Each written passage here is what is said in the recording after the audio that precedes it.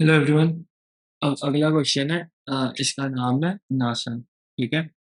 तो यहाँ पे इस क्वेश्चन में क्या करना है, हमको अरे का साइज दे रखा है n। ठीक है। तो अरे का साइज हमको n दे रखा है। एंड उसके बाद हमको क्या करना है, इसके अंदर हमको कुछ ऐसे पेयर्स बताने हैं जो कि पैलिंड्रोम है। बट वो पेयर्स डायरेक्टली नहीं बता सकते, आपको उन पेयर्स के बीच में एक्सोर करना है। ठीक है। एंड उससे आपको पता चलेगा कि कितने पेयर्स हैं और फिर उससे आप अपना आंसर दिखा सकते हो। ठीक है। लेकिन दिक्कत इसमें क्या हो रही थी, ड्यू टू टाइम कंस्ट्रेंट्स ये क्वेश्चन इतना इजीली सॉल्व नहीं हो रहा। ठीक है। मैं अपना ब्रूट फोर्स दिखाता हूँ। मैं ब्रूट फोर्स दिखाता हूँ। ये देखो कितने टाइम लिमिट एक्सीड, मैंने कितने सारे सॉल्यूशंस और कितनी बार अपना पैलिंड्रोम का फंक्शन चेंज करने की कोशिश करी कि अब आ जाए बट नहीं आ रहा था। तो मेरा जो इनिशियल सॉल्यूशन था वो ये था। मैं डायरेक्टली क्या कर रहा था, अपना आंसर में हर बार हर हर उस पे जाके मैं चेक कर रहा था और फिर उसके लिए एक फंक्शन कॉल कर रहा था। ठीक है। तो the number of computations in this code were actually more. That's why इसमें एक ऐसा टेस्ट केस था जिसमें TLE आ रहा था। ठीक है। तो अब एक नया अप्रोच हम इसमें फॉलो करने वाले हैं। ठीक है। तो अब वो करते हैं। तो अब मैं एडिटर पे नहीं जा रहा हूँ डायरेक्टली, हम कोड करते करते इसको समझते हैं। ठीक है। हल्के हल्के इसको समझेंगे कोड करते करते। तो स्टार्ट करते हैं। सबसे पहले हम क्या कर रहे हैं, एक जनरेट पैलिंड्रोम्स का फंक्शन बनाते हैं। ठीक है। तो हम सबसे पहले ये करते हैं, एक जनरेट पैलिंड्रोम्स का फंक्शन बनाएंगे। तो यहाँ पे मैं क्या करूँगा, पहले तो एक वेक्टर बनाऊंगा, वेक्टर इंट पैलिंड्रोम्स, जिसमें हम सारे पैलिंड्रोम को स्टोर कराएंगे जितने भी एग्जिस्टिंग पैलिंड्रोम्स हैं। ठीक है। अब यहाँ पे एक वॉइड फंक्शन बनाता हूँ, जनरेट पैलिंड्रोम्स। इसमें मैं अपना सबसे पहले ये लाइन लिखने वाला हूँ। अब इस लाइन का मतलब क्या है एक्चुअल में, इस लाइन का मतलब क्या है, देखो ध्यान से देखना।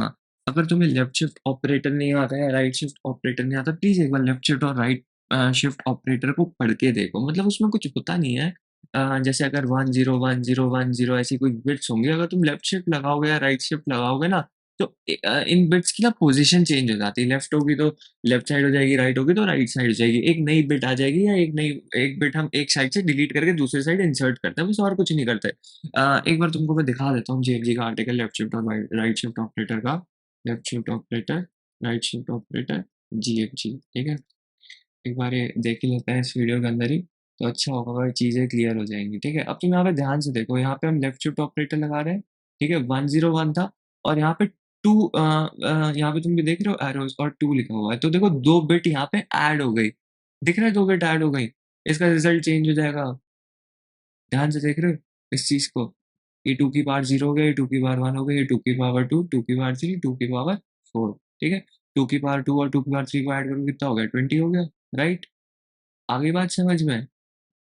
तो ये होता है आपका left shift operator. Right shift operator का भी नोट दे रखा होगा नीचे। राइट शिफ्ट में क्या हो रहा है, ध्यान से देखना। राइट शिफ्ट में वो राइट साइड को जा रहा है, तो ये वाली जो 2 बिट है हट गई, दो वाली ये वाली 2 बिट हट गई और यहाँ से 0 0 आ जाएगा, तो ये 0 0 1 हो गया और 2 की पावर 0 तो 1 ही होता है। तो I think right shift operator समझ में आ गया होगा और लेफ्ट शिफ्ट भी समझ में आ गया होगा। तो अगर मैं ऐसे लिख रहा हूँ, वन लेफ्ट शिफ्ट ऑपरेटर 15, तो इसका मतलब है, देखो इसको हम कैसे रिप्रेजेंट करते हैं, 2 की पावर 0, 2 की पावर 1, 2 की पावर 2, 2 की पावर 3। मैं क्या लिख रहा हूँ, वन लेफ्ट शिफ्ट ऑपरेटर 15, इसका मतलब है मैं इस बिट को 15 बार शिफ्ट कर रहा हूँ, तो मैं 2 की पावर 15 लिख सकता हूँ यहाँ पे। 2 की पावर लिख सकता हूँ 15, लिख सकता हूँ ना। तो ये ऐसा हो जाएगा 1 0 0 0 0 0 0 0 0 0 0। अब इतनी बार लिखने से अच्छा अगर मैं ये लिखूंगा तो अच्छा नहीं रहेगा। अब मैं 2 की पावर 15 क्यों लिख रहा हूँ यहाँ पे, मेरे को ऐसा लिखने की जरूरत क्यों पड़ गई। कंस्ट्रेंट्स दिख रहे हैं यहाँ पे, कंस्ट्रेंट्स दिख रहे हैं। A की power I is less than equal to 0, और sorry greater than equal to 0 and less than 2 की पावर 15। दैट मीन्स मेरे A की पावर I की वैल्यू मैक्सिमम 2 की पावर 15 तक जा सकती है। तो मैं क्या करने वाला हूँ, एक अरे बनाऊंगा या फिर तुम वेक्टर कह लो। ठीक है। एक हम कंटेनर बना रहे हैं जिसमें हम 0 से लेके 2 की पावर 15 तक के सारे पैलिंड्रोम्स को कंप्यूट कर लेंगे और इसमें स्टोर करा लेंगे। इतनी बात क्लियर है। मैंने कुछ बोला नहीं है ऐसा अभी तक वैसे। अगर इतनी बात क्लियर नहीं है तो गाइस एक बार प्लीज यहाँ से फिर से रिस्टार्ट करो वीडियो, बिकॉज मेरे को नहीं लगता अभी तक कुछ ऐसा कॉम्प्लेक्स मैंने बोला है। ठीक है। हम क्या कर रहे हैं, 0 से लेके 2 की पावर 15 तक क्या कर रहे हैं? पैलिंड्रोम्स को कैलकुलेट करेंगे और इस वेक्टर में मैं स्टोर कर दूँगा। ये मैंने इस फ़ंक्शन के बाहर क्यों लिखा है? ताकि इसको मतलब समझते हो ना, ब्लॉक स्कोपिंग ना करूँ, इसको मैं ग्लोबली रख रहा हूँ ताकि किसी भी फ़ंक्शन या मेन फ़ंक्शन के अंदर भी मैं इसको एक्सेस कर सकूँ। अगर सिंपल लैंग्वेज में कहूँ तो ये ग्लोबल डेटा है मेरा, ठीक है? तो अब मुझे क्या करना है, अब इसके बाद देखो 2 की पावर 15 की वैल्यू होती है 32768। कैलकुलेटर से कर लो कैलकुलेट। तो 0 से लेके 32767 तक मैं कैलकुलेट करूँगा कि मेरे पास कितने पैलिंड्रोम्स हैं, ठीक है? और फिर हम उसमें चेक कर लेते हैं, फटाफट से लिख दूँ अभी फंक्शन? आई थिंक अब इस फंक्शन का लॉजिक तो समझ में आ ही गया है। तो यहाँ पे एक फॉर लूप लगाता हूँ फटाफट, for int i is equal to 0, i less than mx and i plus plus, ठीक है?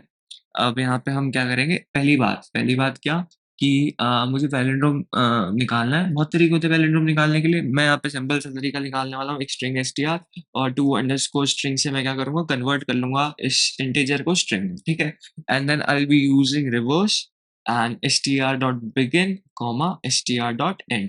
इससे क्या होगा, इससे आई विल जस्ट मैं एक स्ट्रिंग ले रहा हूँ, पहले एक इंटीजर है उसको स्ट्रिंग में कन्वर्ट कर रहा हूँ और उस स्ट्रिंग को मैं रिवर्स करके बस अब चेक कर लूँगा कि अगर मेरी str जो है, if it's equal to this reverse string, if this is equal to this reversed string, यहाँ पे ना एक रिवर्स str भी बनाते हैं फटाफट से, reverse str is equal to str, ठीक है?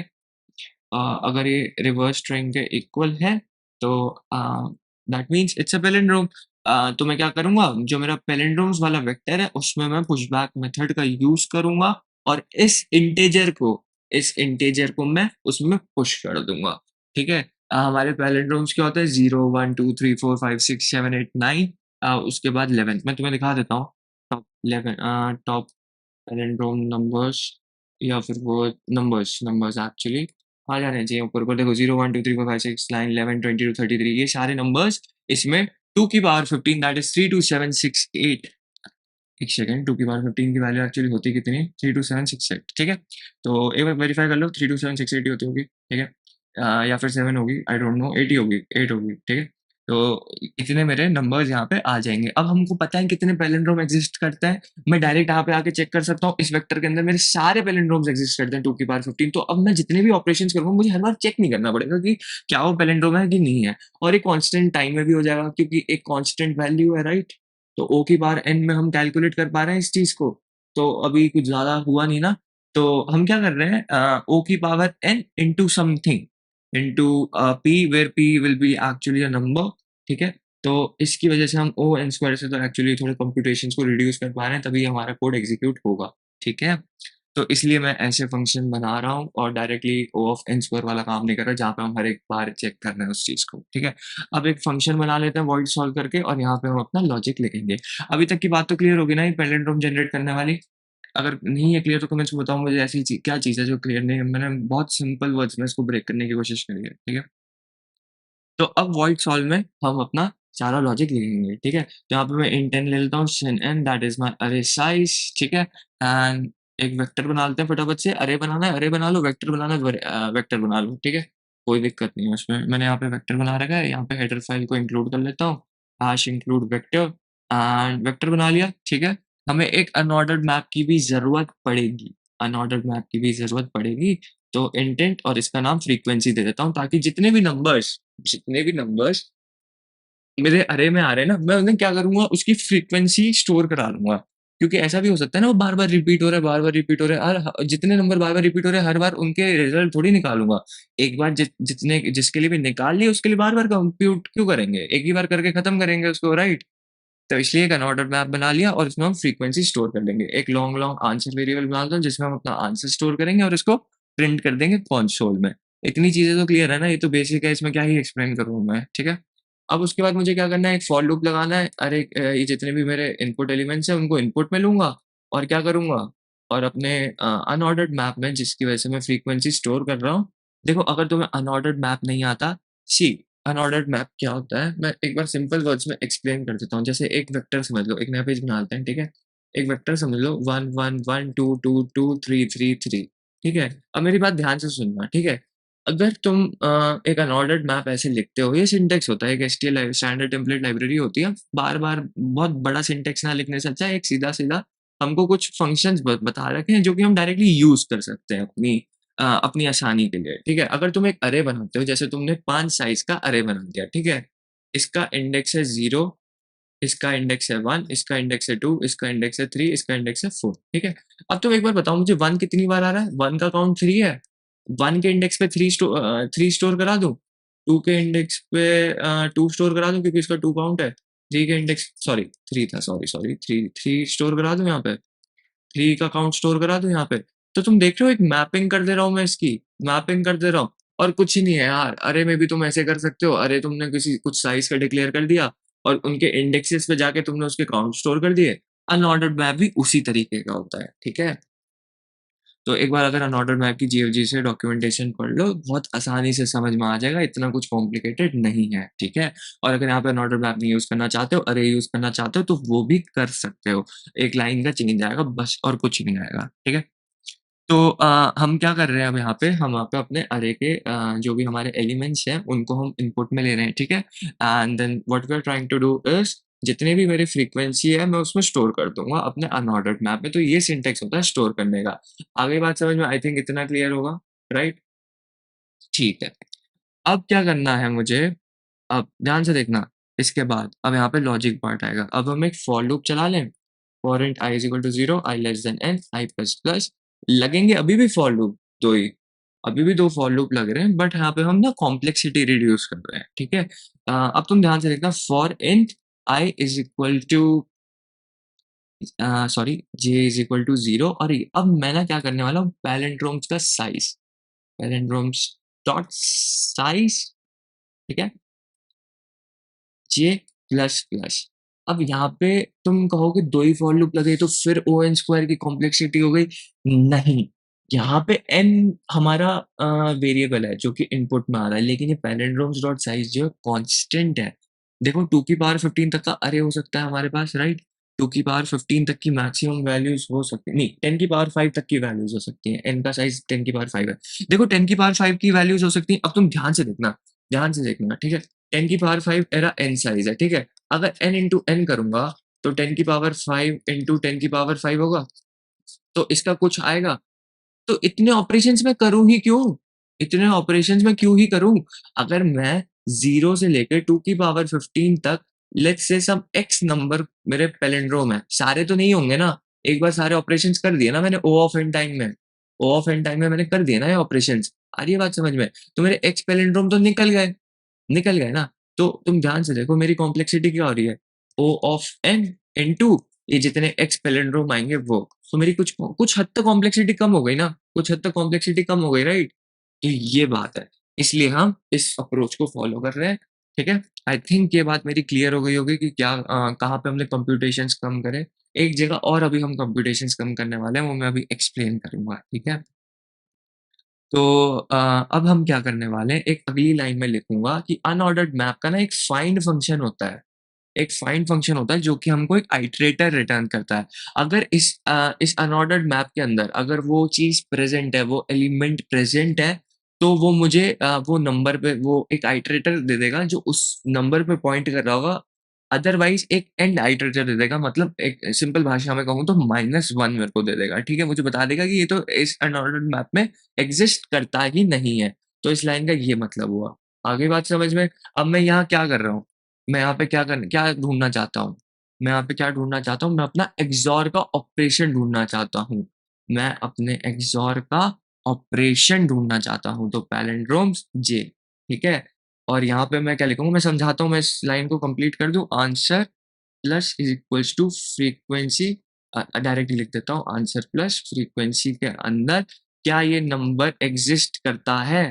पैलिंड्रोम्स J, ठीक है? ये उसी के अंदर लिखा हुआ है मैंने। अभी मैं तुमको इस लाइन का मतलब समझा देता हूँ, ठीक है?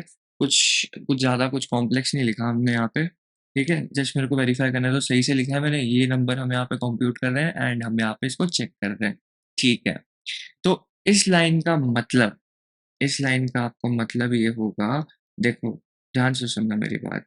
यहाँ पे ना हम क्या कर रहे हैं, फ्रीक्वेंसी मैप हमने जो बना रखा है ना, उसमें नंबर की हमने फ्रीक्वेंसी स्टोर कर रखी है, राइट? तो ये वाली जो लाइन है ना, ये लाइन क्या चेक कर रही है? ये लाइन ये चेक कर रही है कि क्या इस ऑपरेशन का जो रिजल्ट है, क्या मेरी फ्रीक्वेंसी में मौजूद है या नहीं है? क्या मेरी ये फ्रीक्वेंसी में मौजूद है कि नहीं है? देखो, मैंने तुम्हें अभी बताया ना, हमने सारे पैलिंड्रोम्स को स्टोर करा लिया है। हमने सारे पैलिंड्रोम नंबर को हमने स्टोर करा लिया है। 1 सेकंड, मेरे को ना मेरी पेंसिल नहीं मिल रही, जिससे मैं लिख रहा था। 1 सेकंड, मिल गई। हाँ, ठीक है। तो देखो, यहाँ पे हम क्या कर रहे हैं, देखो इस लाइन का मतलब है, एक अनऑर्डर्ड मैप स्ट्रक्चर बनाया था जिसमें हमने सारी वैल्यूज़ अपने अरे की जितनी भी थी, उसका काउंट स्टोर कर दिया था इसके अंदर, राइट? अनऑर्डर्ड मैप जो बनाया था हमने, ये समझ जाओ, एक एक स्ट्रक्चर हमने बनाया था जहाँ पे हम अपना इनपुट में जो हमारे नंबर आ रहे थे और उनका काउंट हमने स्टोर करा दिया था। सॉरी, हमने करा दिया था स्टोर। और एक हमने पैलिंड्रोम का कंटेनर बनाया था जिसमें हमारे पास सारे एग्जिस्टिंग पैलिंड्रोम्स थे। अब हमने 2 लूप चला दिए। यहाँ पे जो नंबर है, लेट्स से फर्स्ट वाला नंबर कहाँ है? 1327, 1327, 1226, ठीक है? पैलिंड्रोम का कुछ एक्स साइज़ है जहाँ पे पैलिंड्रोम नंबर स्टोर है, 0, 1, 2, 3, 4, ऐसे-ऐसे कुछ पैलिंड्रोम स्टोर है। अब 13 को मैं 0 से XOR कराऊँगा तो कितना आएगा? अब ये तो मुझे भी नहीं पता, एक बार चेक करना पड़ेगा। पैलिंड्रोम कैलकुलेटर 13 XOR 0, एक बार चेक करें कितना आएगा? 13, अच्छा, ऐसे नहीं बताएँगे। चलो, मत बताओ भाई। कौन-सी वेबसाइट पे जाएँ जो सही से बता दे? या फिर एक काम करते हैं, ऑनलाइन कंपाइलर खोल लेते हैं, ऑनलाइन जीडीबी कंपाइलर खोल लेते हैं। फटाफट से ना उसमें वेरीफ़ाई करके सही चीज़ देख लेंगे। ठीक है, फटाफट से चेक कर लेते हैं, ठीक है? सी प्लस प्लस चूज़ कर लेंगे यहाँ पे। और इसकी जगह सी आउट, यहाँ इसकी जगह 13 एक्सॉर 0, ठीक है? इसको ब्रैकेट में लिख देता हूँ, पता लग रहा है इसमें भी एरर आ गया। चलो फटाफट से देख लें, 13 एक्सॉर 0, 13 एक्सॉर 0, 13 आ गया, राइट? 13 एक्सॉर 0 कितना आ गया? 13 आ गया। तो यार एक बात बताओ, 13 एग्जिस्ट करता है मेरे उसमें? वापस जाएँ? 13 एग्जिस्ट करता है मेरे अरे में? ये जो मैंने फ्रीक्वेंसी का वो बनाया, ऑब्वियसली इसमें एग्जिस्ट करता होगा। अगर मैं 13 एक्सॉर 1 करूँगा, कुछ रिजल्ट आएगा इसका भी। कुछ इसका भी रिजल्ट आएगा, राइट? 13 एक्सॉर 1 को रन करते हैं, कितना आ रहा है रिजल्ट? कितना आ रहा है? 12 आ रहा है भाई। हाँ, 12 एग्जिस्ट करता है। क्या हमारे उसमें 12 है? हाँ, है। अगर एग्जिस्ट करता है, अगर एग्जिस्ट करता है तो वो आंसर में प्लस कर दो ना।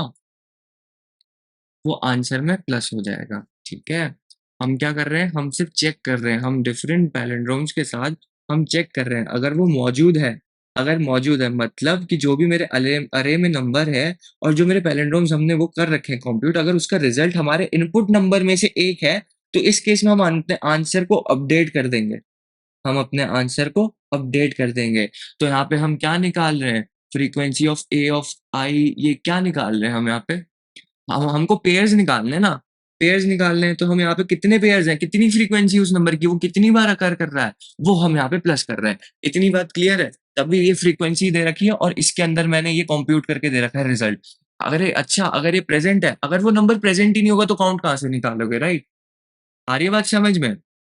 अगर वो नंबर प्रेज़ेंट ही नहीं होगा तो कहाँ से निकालोगे? अनऑर्डर्ड मैप में स्टोर कर रखा है काउंट। पहले चेक कर लो कि क्या ये नंबर, इसका जो रिज़ल्ट आ रहा है, क्या वो नंबर इनपुट में है? अगर है तो उसका काउंट लाके स्टोर करा वो काउंट लाके प्लस कर दो मेरे आंसर में। इतनी बात क्लियर है? इतनी बात क्लियर है? तो हम यहाँ पे क्या कर रहे हैं, ये कंडीशन, ये जो कंडीशन मैंने लिखी है, इसको समराइज़ कर दूँ इस कंडीशन को। इस कंडीशन का सिर्फ़ ये मतलब है कि हम यहाँ पे सिर्फ़ उन पेयर्स की काउंटिंग को प्रोवाइड कर रहे हैं जिनका एक्सॉर एक पैलिंड्रोम नंबर है, बस। ठीक है? इतनी बात समझ में आ गई? इतनी बात समझ में आ गई है? ठीक है। तो अब क्या कर रहे हैं, यहाँ पे तुम क्या कर रहे थे पता है तुमको? यहाँ पे तुम उन नंबर्स को चेक कर रहे थे और तुम पैलिंड्रोम निकाल रहे थे, ठीक है? अब मैं क्या कर रहा हूँ, उस नंबर का उस पैलिंड्रोम, जो पैलिंड्रोम नंबर है, जो रिज़ल्ट है हमारा, उससे एक्सॉर करके वो वाला नंबर निकाल रहा हूँ, जो मेरे इनपुट में है कि नहीं है। थोड़ा क्लियर हुआ होगा और, ठीक है? अब क्या कर रहे हैं, अब आगे क्या लिखने वाला हूँ मैं, ये फॉर लूप खत्म हो गया, लेकिन एक और बात, तुम ध्यान से सुनो। इसमें फ्रीक्वेंसी में तुम्हारे वो वाले पेयर तो आ जाएँगे जो रिपीटेडली हो रहे हैं, लेकिन तुम ध्यान से देखो यहाँ पे 13-13 को भी एक ही पेयर को 2 बार भी ले रखा है, राइट? 13 एक्सॉर 13 खुद से भी कर रखा है। यार ये वाला केस तो हमने हैंडल ही नहीं करा। ये वाला केस तो हमने हैंडल ही नहीं करा। तो जितने भी मेरे एलिमेंट्स हैं, क्योंकि 0 भी एक पैलिंड्रोम नंबर होता है, तो मैं क्या करूँगा, जितने भी मेरे इनपुट एलिमेंट्स हैं, जितने भी मेरे इनपुट एलिमेंट्स हैं वो सारे सब सब एक पैलिंड्रोम है। तुम ध्यान से देखो 0 कितनी बार आ रहा है? 4 बार आ रहा है। ये सारे एलिमेंट्स इंडिविजुअली अगर इंडिविजुअल उनको खुद ही के नंबर से एक्सॉर करेंगे, तो वो एक पैलिंड्रोम नंबर को एक पैलिंड्रोम नंबर एग्ज़िबिट करेंगे, ठीक है? तो मैं क्या करूँगा for auto IT is equal to frequency, ठीक है? और अब तुम्हें एपी का कांसेप्ट याद है? Sum of n numbers is equal to n into n plus 1/2। मैं डायरेक्ट वही कर लेता हूँ यहाँ पे, है ना? तो मैं क्या करूँगा answer plus is equal to and I just typecast it to long long and IT dot second में मेरा काउंट स्टोर है, राइट? इसलिए IT dot second into IT dot second plus 1 divide by 2। इससे क्या लिखा है मैंने? n इंटू n प्लस 1/2 ही लिखा है, ठीक है? एपी में होता है ना n नंबर्स का सम निकालने का, वही फॉर्मूला मैंने यहाँ पे यूज़ करा है, ठीक है? एक कंडीशन मैं यहाँ पे एक और लिखने वाला हूँ, एक कंडीशन जो है मैं यहाँ पे एक और लिखने वाला हूँ, वो कंडीशन ये है कि if A of I XOR palindromes of J, if यही चीज़ अगर ये नंबर मेरा लेस देन इक्वल टू, अगर मेरा A of I XOR palindromes of J if it's less than equal to A of I, तो मैं क्या करना चाहता हूँ, मैं ना कंटिन्यू कर दूंगा, मैं ये नीचे वाले जितनी भी चीजें हैं इनको मैं एग्जीक्यूट ही नहीं करना चाहता। क्यों? ऐसा क्यों? क्योंकि ये यहाँ पे ना एक ध्यान से सुनना, ये कंडीशन है और यहाँ पे कंटिन्यू कीवर्ड का यूज कर रहे हैं ताकि ये सारे जितनी भी चीजें ना, ये नीचे वाली में ये वाली में कैलकुलेट नहीं करना चाहता। क्यों नहीं करना चाहता? अब तो मैं ध्यान से एक चीज समझाता हूँ। एक्सओर ऑपरेशन की ना एक प्रॉपर्टी होती है कि अगर हम कोई भी नंबर ए को अगर हम कोई भी नंबर ए है, जैसे हमारा कोई भी नंबर ए को किसी भी स्मॉलर नंबर बी से अगर एक्सॉर करते हैं ना, तो वो हमेशा ना ए से बड़ा या बराबर ही होगा। अगर जो हमारा बी है, अगर वो लेस देन ए है और अगर हम एक्सॉर करें इसका, तो हमेशा ना ये इस कंडीशन को सैटिस्फाई करेगा ही करेगा, ठीक है? तो मैं यहाँ पे क्या कह रहा हूँ, अगर ये कंडीशन सैटिस्फाई नहीं हो रही ना, तो मुझे नीचे का चेक करना ही नहीं है। क्यों नहीं करना? इस कोड के कॉन्टेक्स्ट में हम इनपुट नंबर ले रहे हैं जो कि मेरे अरे हैं और हम पैलिंड्रोम्स बनाना चाहते हैं, मतलब पैलिंड्रोम चेक करना चाहते हैं, राइट? तो अगर मैं दो नंबर को उसका रिजल्टेंट नंबर जो भी, मतलब ये हम क्या कर रहे हैं यहाँ पे A of I XOR palindrome of J, ठीक है? ये कंडीशन चेक कर रहा हूँ मैं। अगर ये चीज जो है मेरा जो भी रिजल्टेंट आ रहा है, अगर वो उस ऑपरेशन करने पे, मतलब तुम समझ रहे हो उस चीज को कि अगर उससे वो कम आ रहा है, तो मतलब वो तो आंसर हो ही नहीं सकता ना मेरा, वो तो एग्जिस्ट ही नहीं करेगा ना मेरा आंसर। तो मतलब मैं कुछ नंबर ऑफ ऑपरेशंस इस टाइप से भी रिड्यूस कर रहा हूँ। हमारा रिजल्टेंट नंबर जो भी आ रहा है, जो भी हम पैलिंड्रोम के साथ एक्सओर ऑपरेशन करने पे मिलता है ना, वो वैलिड नहीं आएगा अगर ऐसी कंडीशन को वो मतलब सैटिस्फाई नहीं कर पा रहा है, ठीक है? अगर हमारा रिजल्टेंट नंबर, फिर से सुन लो, अगर हमारा रिजल्टेंट नंबर, ये जो मेरा अरे का इंडेक्स पे जो भी है, अगर ये छोटा या बराबर है ना, तो हम उस रिजल्टेंट नंबर पे फर्दर प्रोसेसिंग नहीं करेंगे, क्योंकि वो हमारा जो एक्सपेक्टेड आउटपुट है ना, उसके हिसाब से वैलिड नहीं होगा। तो इसलिए हम कंटिन्यू कीवर्ड का यूज कर रहे हैं। ये कंडीशन से हम क्या कर रहे हैं, अननेसेसरी कॉम्पिटिशंस को अवॉइड कर रहे हैं, जिससे कोड की एफिशिएंसी हमारी इंप्रूव होगी, ठीक है? तो हमने अपना सॉल्व फंक्शन सक्सेसफुली कर लिया है, ठीक है? अब हमें क्या करना है? अब बस हम यहाँ पे पहले सबसे पहले अपने मेन फंक्शन में जनरेट पैलिंड्रोम्स को एग्जीक्यूट करेंगे and then we will be handling the test cases because हमने ये करा नहीं है सिंटी, ठीक है? और व्हाइल टी माइनस माइनस में मैं बस अपना सॉल्व फंक्शन को एग्जीक्यूट कर दूंगा। ऑल्सो तुम्हें अगर क्या कहते हैं, तुम्हें अगर इसमें मैक्रोज यूज करना है तो वो भी यूज कर सकते हो, ठीक है? हैश डिफाइन, मैं एक मैक्रो लिख देता हूँ यहाँ पे, fast iOS space is to sync with stdio false, ठीक है? सिंक्रोनाइजेशंस जो होती हैं अननेसेसरी, उनको हम बंद करना चाहते हैं, ठीक है? And sin dot type null, okay? और तो कुछ नहीं करना है, और यहाँ पे बस इसको मैक्रो को मैं यहाँ पे अपने मेन फंक्शन में लिख देता हूँ यहाँ पे फास्ट करके, ठीक है? एक बार रन कर देते हैं। अगर ये मैक्रो समझ में नहीं आ रहा है, एक्चुअली मैंने अपने प्रीवियस वीडियोस में ही मैं ऑलरेडी एक्सप्लेन कर चुका हूँ and reverse was not declared in this code. Okay, तो इसके लिए आपको हैश इंक्लूड एल्गोरिदम लिखना पड़ेगा, ठीक है? तो एल्गोरिदम लिख दिया। अब एरर नहीं आना चाहिए, और मैंने अगर कोई लिखने में गलती नहीं करी है तो इनपुट, आउटपुट कहाँ रहा है? आउटपुट तो आ ही नहीं रहा। हमने आंसर प्रिंट नहीं करा क्या? गुड। सब कुछ करके हमने आंसर प्रिंट नहीं करा, तो यहाँ पे ना आंसर प्रिंट कर लेते हैं after this answer and then. ठीक है, आंसर प्रिंट कर लें। वैसे ब्लैक स्लैश एन यूज करना चाहिए, एंडल यूज नहीं करना चाहिए सीपी में, बट ठीक है। तो हमारा आंसर क्या आ रहा है? हमारा आंसर है 20 एंड 18, जो कि बिल्कुल ही गलत है। जो कि बिल्कुल ही गलत है। एक बार चेक कर लें फटाफट, कुछ गड़बड़ तो नहीं कर रहे हैं हम? चलो फटाफट से चेक कर लेते हैं, ठीक है, कहाँ गलती कर रहे हैं हम। हमने यहाँ पे ये 2 की पावर 15 तक का ये बनाया, स्ट्रिंग को रिवर्स करा, स्ट्रिंग में कन्वर्ट करा, इंटीजर को रिवर्स कर दिया यहाँ पे, और अगर वैलिड रोम है तो पुश कर दिया। ठीक है, यहाँ गलती नहीं दिख रही है। वेक्टर डिफाइन करा, अनऑर्डर्ड मैप डिफाइन करा, आंसर को डिफाइन करा, फ्रीक्वेंसी ऑफ ए ऑफ आई करी, फिर चेक करा, यहाँ पे 2 लूप चलाए, फिर यहाँ पे एक कंडीशन ये देखी, if A of I is, फिर उसको एग्जॉर करा पैलिंड्रोम जैसे, अगर एक कम है ए ऑफ आई से तो कंटिन्यू कर दीजिए। एंड फिर उसके बाद ये चेक करा फ्रीक्वेंसी ऑफ फाइंड, अगर हम फाइंड कर रहे हैं, फाइंड फंक्शन लगा रहे हैं अनऑर्डर्ड मैप में, और चेक कर रहे हैं कि ए ऑफ आई और इसका रिजल्ट पैलिंड्रोम के साथ जब हम एग्जॉर कर देते हैं, आई और जे सही लगाए ना सब सब जगह, तो क्या हो, अगर फ्रीक्वेंसी मतलब ये एग्जिस्ट करता है तो प्लस कर दो, answer is equal to answer plus frequency A of I XOR palindromes of J. यार कर तो सही रहे हैं। और फिर उसके बाद long long answer plus is equal to I T dot second into I T dot second plus 1 divide by 2 C out answer.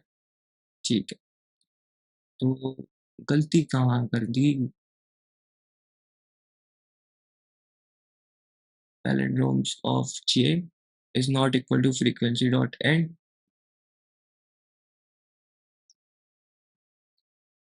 कहाँ गलती कर दी?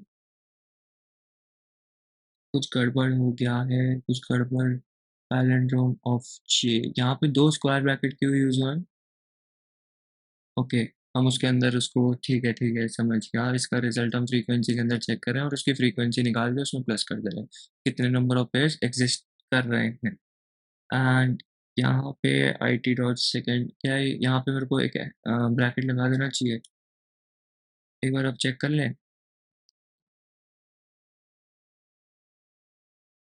और आई एम, और मैं ये कब कॉल कर रहा हूँ?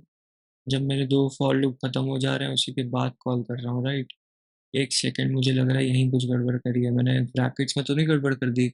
सेकंड फॉर लूप के अंदर ही मेरी सारी कंडीशंस आएंगी। ठीक है, ये ब्रैकेट किसका है? ये इफ वाला ब्रैकेट है, ये फॉर वाला ब्रैकेट है। ओके, यहाँ गड़बड़ हो रही है गाइस। हाँ, यहाँ ना इसको हमें बाहर लिखना है, ठीक है। ये बड़ा वाला फॉर लूप है ना, एक ही बार चलाना है इस लूप को, एन टाइम्स इस लूप को नहीं चलाना है, ठीक है। तो ये गलती करी थी और कोई गलती नहीं करी है, ठीक है। तो डिबगिंग करनी भी आनी चाहिए, ऐसे इसलिए एरर्स हो जाते हैं, मेरे से तो बहुत होता है लिखने में, ठीक है। बाकियों का नहीं पता मुझे। तो 8 और 6 आ रहा है, हमने सॉल्यूशन बहुत सही लिखा हुआ है, ठीक है। अगर समझ में नहीं आया, थोड़ा कॉम्प्लिकेटेड है, बट मैंने ट्राई करा कि बहुत सिंपल, इसको सिंपल भाषा में समझाऊं, इसलिए शायद से मेरे ख्याल से वीडियो की लेंथ भी बढ़ गई होगी। अगर समझ नहीं आया तो कमेंट्स में बताओ, हम डिस्कॉर्ड सेशन या मीट भी कर सकते हैं इस क्वेश्चन के लिए, ठीक है। आई होप सो क्लियर हो गई होगी चीज़ें, ठीक है। थैंक यू भाई, अगर समझ में आया तो प्लीज़ लाइक और सब्सक्राइब करो, वीडियो को शेयर करो, ठीक है।